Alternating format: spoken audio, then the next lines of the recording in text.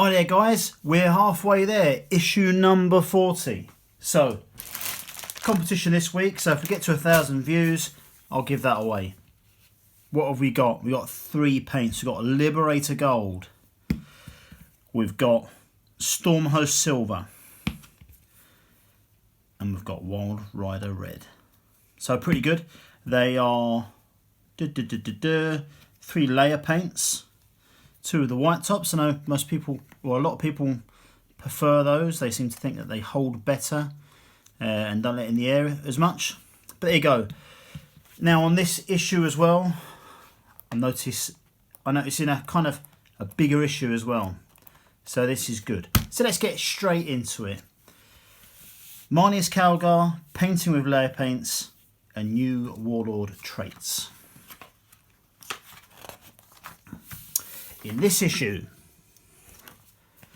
is full of highlights. Highlighting is painting your models to mimic natural brightness from lighting. There are several techniques to highlight your models. For example, the dry brushing you did on Munitorum armoured containers is one way.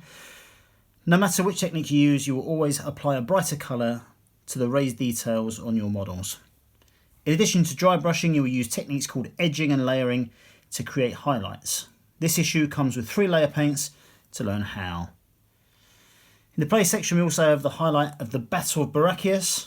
This new mission is your biggest yet. It includes a printed Palace Gate terrain, piece for your forces to fight over. Happy hoying. Okay, so what we got? Space Marine Heroes number 2, Marneus Calgar. Death Guard Champions 10, Demon Princes. Space Marine highlights, so a bit about painting.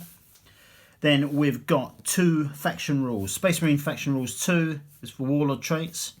Then Death Guard Warlord traits as well. Rules mission 24. The final battle for Barakias is here. The Space Marines try to take the Governor's Palace. And then finally, rules train number 6. Palace Gates. Your Palace Gate printed terrain feature and a guide to placing it on your playmat. Okay, so that's great. So Marneus Calgar. The forces of mankind boast many mortal heroes, without whom the Imperium would surely fall. Even amongst their ranks, there is one warrior more noble than all the rest. His victories are without number, and his deeds are the stuff of legend. His name is Marneus Calgar. So that's awesome. He's a pretty big dude as well. So lots of information about him. Then the next part we've got Death Guard Champions number 10, Demon Princes. Demon Princes of Nurgle are lumbering abominations who are almost completely invulnerable. They are swollen with power and their corroded armour has been burst open by bulging and rotting flesh. Pain and weakness are long forgotten, even the most powerful weapons struggle to harm them. So that too is interesting. Okay, now we've got information about highlighting, which is really cool. And it's really interesting actually. So today, anyone who's watching this is today, so this is Saturday the 8th of June.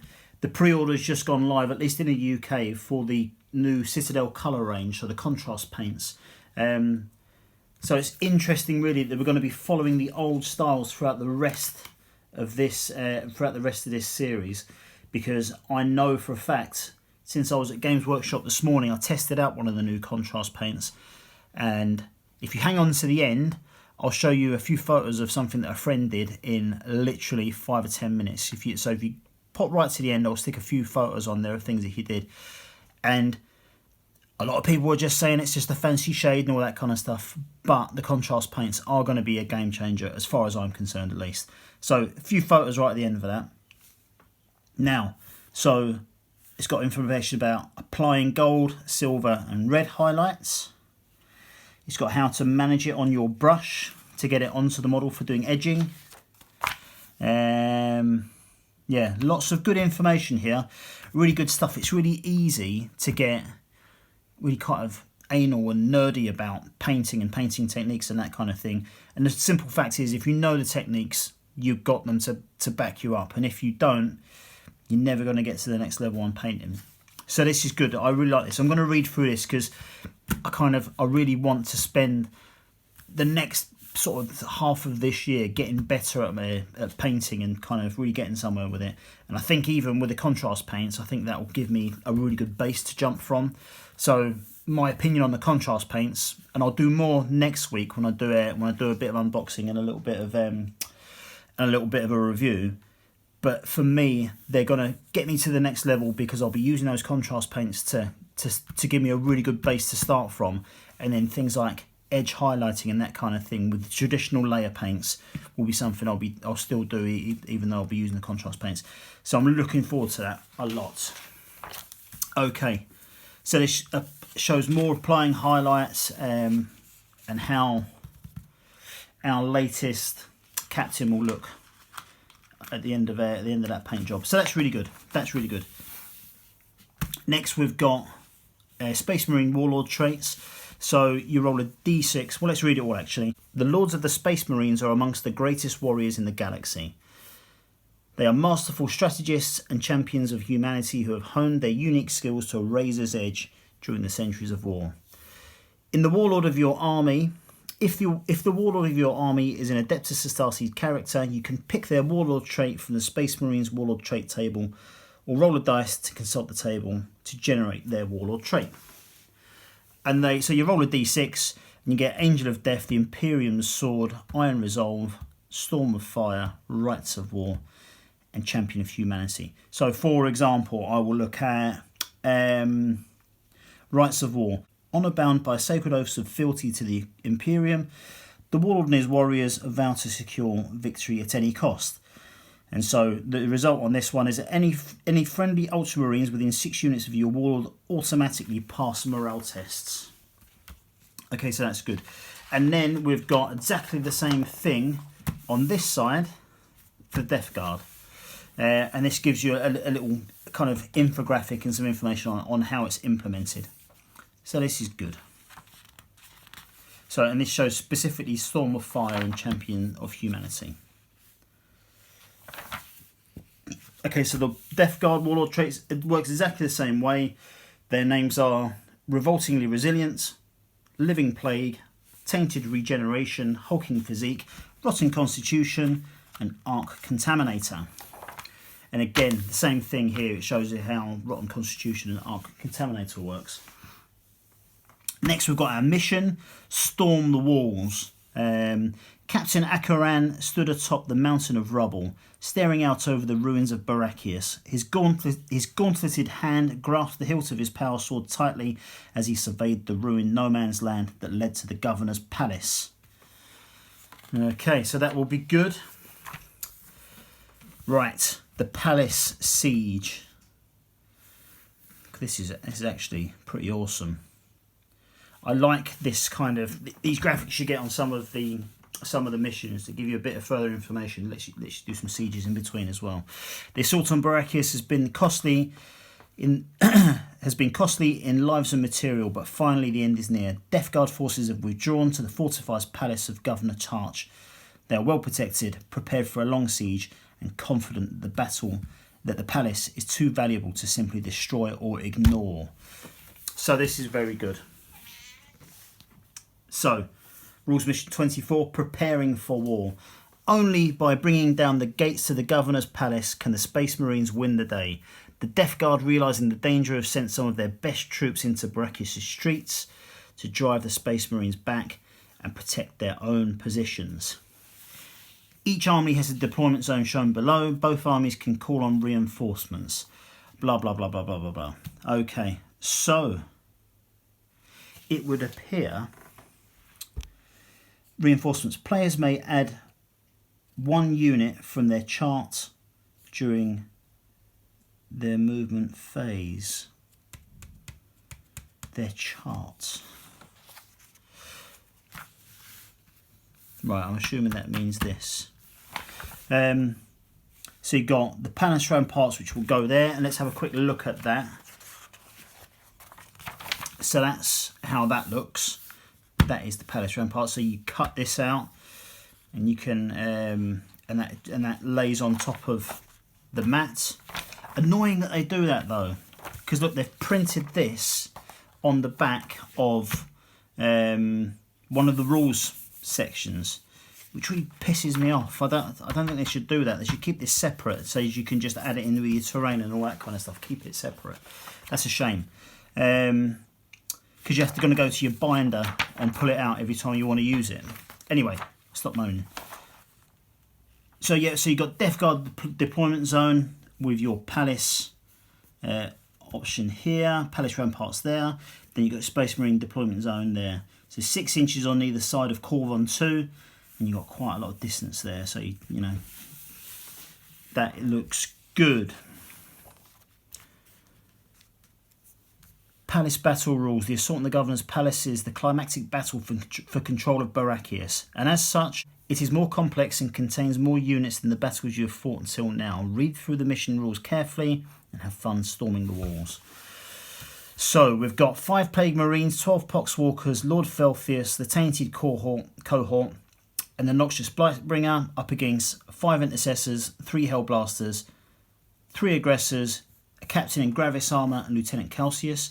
The reinforcements that can be brought on for the Death Guard is the Foul Blightsworn, the Mephitic Blight Hauler, and the Malignant Plague Caster, and the Plague Surgeon. And then Space Marines reinforcement are the Librarian, the Redemptive Dreadnought, Primaris Chaplain, and the Apothecary. Deployment zones for both armies are shown on the map on the previous page, as we saw. Both players roll off the player. Okay, so typical deployment. Other than that, victory conditions. Death Guard player gains. Right, the Death Guard player gains 1 victory point for each enemy that is slain. Both players gain 1 victory point for slaying the enemy Warlord. Space Marines player gains 6 victory points for destroying the palace gates. So it's more important for them to destroy those gates than it is to defeat Death Guard, because they don't get any points for defeating Death Guard except for the Warlord. But they get 6 for destroying the gates. Space Marine player gains 3 victory points if a friendly unit is within 1 inch of the palace gates at the end of the game. The game lasts for 5 battle rounds. So the maximum that the Space Marines can earn is 1 point for the Warlord, 6 for destroying the gates, and 3 for being within 1 inch of the palace gates at the end of the game. I'm assuming that's whether they're destroyed or not. 6, 7, 8, 9, so a maximum of 10. The Death Guard can earn 5, 6, 7, 8, 9, 10, 11, 12, 13, well, up to 17. So interesting. So yeah, the idea is let's bash down that gate as hard as possible, as quick as possible, and get the hell out of there. The Governor's Palace Gate. Okay, so yep, that cutout goes there. Other terrain. Feel free to use the printed terrain provided in previous issues, should you wish to do so. Okay, so we've seen that. That's fine. Kalon 2, Battle for Kalon 2. It's got some wound tokens here which we can cut out, which is a shame. I keep this. Don't make me cut it out. But that's cool. The tokens on this page can be cut out and used as wound markers for the Palace Gate on mission 24. So that's good. So Kalon, this is the new missions that we're going to start looking at from the next issue, which is issue 41 and 42 are both issues to get us the Plague Burst Crawler, parts 1 and 2. So I'm really looking forward to that.